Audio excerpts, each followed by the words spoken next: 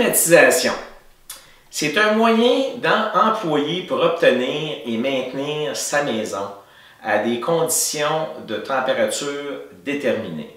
On parle d'humidité relative, de pureté de l'air, et moi j'appelle ça la science du confort.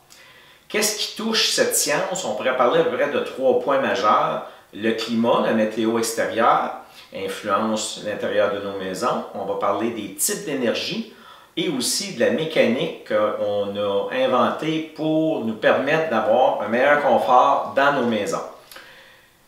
L'énergie, on peut nommer gaz naturel, l'huile, on peut parler d'électricité, éolien, le solaire, le bois et encore plus sont des sources d'énergie qui peuvent nous aider au point de vue de climatiser nos maisons.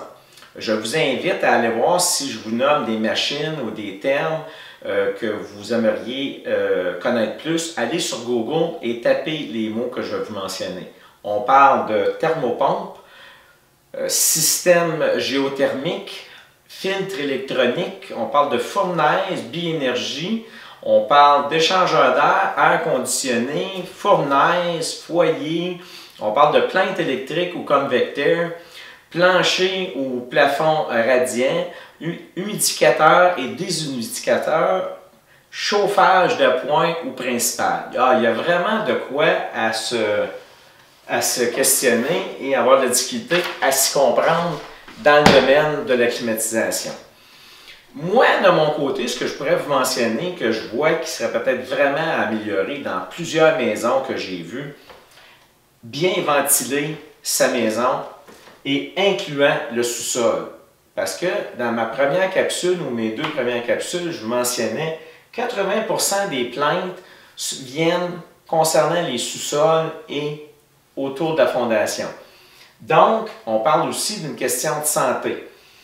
Car l'humidité qui serait au sous-sol, excessive, peut donner des problèmes de champignons, de moisissures, de bactéries. Pour éviter ça, on peut utiliser un déshumidificateur à l'année, si c'est possible dans votre maison, connecté au drain en tout temps et programmable pour tel degré d'humidité, ça serait idéal. Échangeur d'air, automatiquement, quand on installe bien l'échangeur d'air, le sous-sol est touché dans son fonctionnement, il fait une poussée et dans la maison, ça tire l'air, donc il y a une circulation qui se fait. Ça prend vraiment ventiler et se faire circuler l'air dans la maison. Chauffage de point pour le sol, il faut penser que lorsqu'une maison, les compagnies de chauffage vous installent un système d'air forcé, de fournaise ou autre, ils le calculent pour le plancher principal et si vous avez un deuxième, pour le deuxième. En généralité, le sous-sol n'est pas inclus. Donc, pensez à un chauffage de point, plainte électrique, convecteur pour votre sol, pour bien le chauffer, car le chauffage de ce type-là enlève l'excès d'humidité.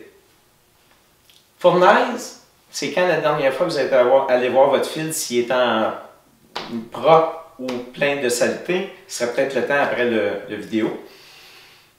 Remplacer au moins au mois ou au besoin. Il ne faut pas attendre que le filtre soit rempli, plein, pour l'enlever et le remplacer, parce qu'on va faire de l'usure excessive sur la fournaise, sur la machinerie, le moteur.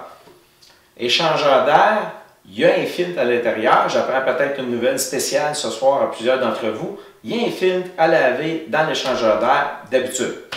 Vérifiez votre modèle, vérifiez le guide et suivez les instructions pour en faire le nettoyage. Et ça aussi, vérifiez à ce qu'il ne soit pas sale avant de nettoyer. Trop sale.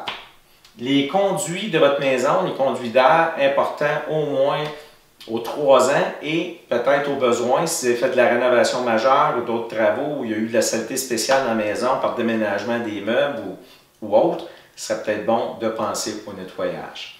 Alors, merci beaucoup.